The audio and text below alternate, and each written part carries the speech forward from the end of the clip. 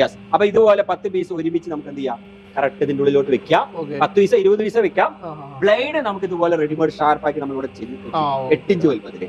അപ്പൊ നമുക്ക് ഇതില് മാറ്റാം, ടൈം മാറ്റാം. 12 ഇഞ്ച് വരെ നമുക്ക് സെറ്റ് ചെയ്യാം. സെയിം ലിവർ തന്നെയാണ് ഇത്.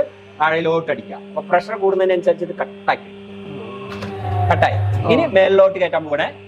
യെസ്. അപ്പൊ മേളിലോട്ട് മാറ്റി നമ്മുടെ ബ്ലേഡ് എടുത്തു, കറക്റ്റ് ഷാർപ്പായിട്ട് ഇതുപോലെ കട്ട് ചെയ്തു. Yes, ഷാർപ്പായിട്ട് cut. ബ്ലേഡ് നമ്മളിവിടെ താഴെ വെച്ചു. അപ്പൊ എത്ര പീസ് കെട്ടിച്ചോ നമുക്ക് കട്ട് ചെയ്ത് നോക്കി. 5 പീസ് 6 പീസ് ഒരുമിച്ച് കാണാം. എണ്ണ കാണാം കൂടുതലായിട്ട്. ഷേപ്പ് ഇതുപോലെ. ഇതും ഈ സംഭവത്തിൽ ചെയ്യാം. 1 ടൈം തന്നെ നമുക്ക് ചെയ്യാൻ പറ്റും. അതുപോലെ 10 പീസ് 100 പീസ് വെച്ച് വരെ ഇതിലടിക്കാം. കട്ടിംഗ് പ്രഷർ അത്രയും കൊടുക്കാം. അതേപോലെ പാള റെഡിയാണ്. പാള നമ്മൾ മേലിലോട്ട് മാറ്റണോ. റെഡി. പാള റെഡിയായി. ഷേപ്പ് കറക്റ്റ് ആയിട്ട്. അത് 12 ഇഞ്ച് പ്ലേറ്റ് ആട്ടോ. 12 ഇഞ്ചാ.